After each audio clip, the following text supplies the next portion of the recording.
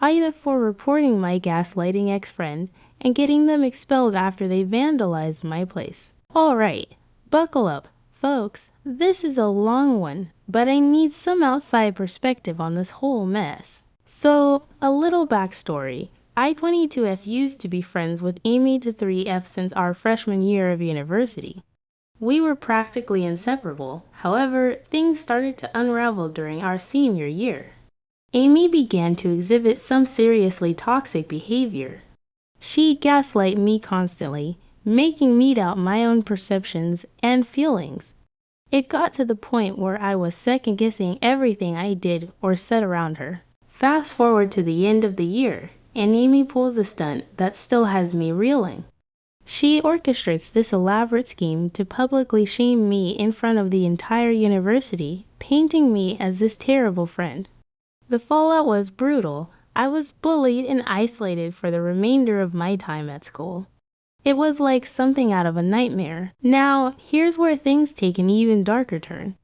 After graduation, I finally cut ties with Amy. I moved into my own place, hoping to leave all the drama behind me. But Amy wasn't done yet. Every time I leave my flat, I come back to find it trashed.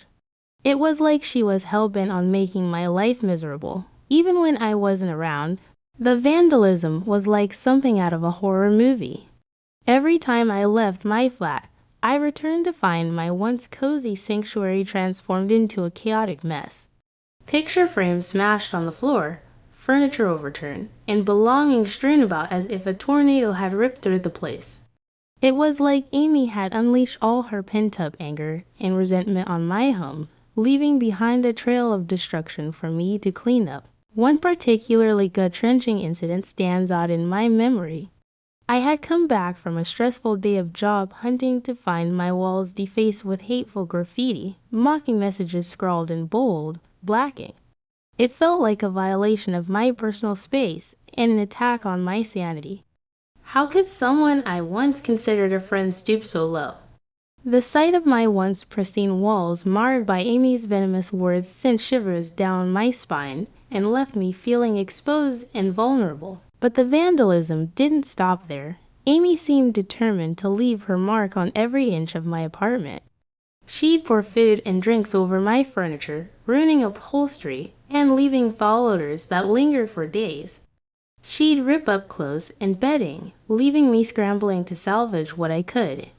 It was like she was trying to erase any trace of my existence from the place I called home, leaving behind a wasteland of broken dreams and shattered memories. Perhaps the most chilling part of it all was the sense of violation that accompanied each new act of vandalism.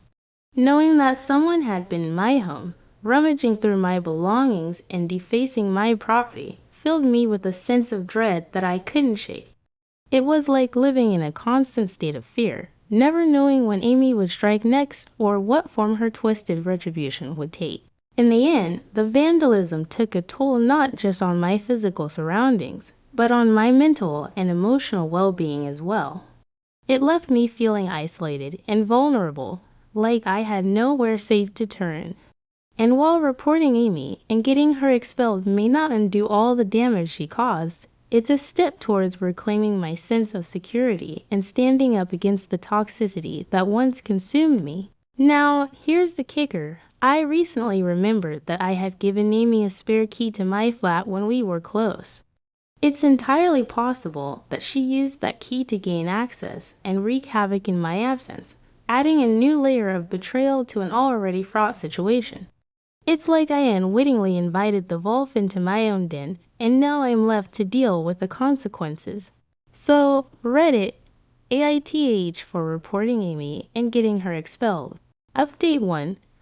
Wow, I never expected this post to blow up like it did. Thank you all for your support and kind words. It means the world to me right now. Update 2. A lot of you have been asking about the aftermath of Amy's expulsion. Well, it turns out she's been bad-mouthing me all over social media, claiming I'm the one who's been harassing her. It's infuriating, to say the least, but I'm trying to focus on moving forward and putting this whole ordeal behind me. Update 3, to address some concerns. Yes, I did file a police report regarding Amy's vandalism. However, without concrete evidence linking her directly to the incidents, there wasn't much they could do. Update 4. A few people have suggested seeking therapy to help me process everything that's happened. I think that's a great idea, and I've already reached out to a therapist specializing in trauma and gaslighting. Thank you all for your concern and advice. Update 5.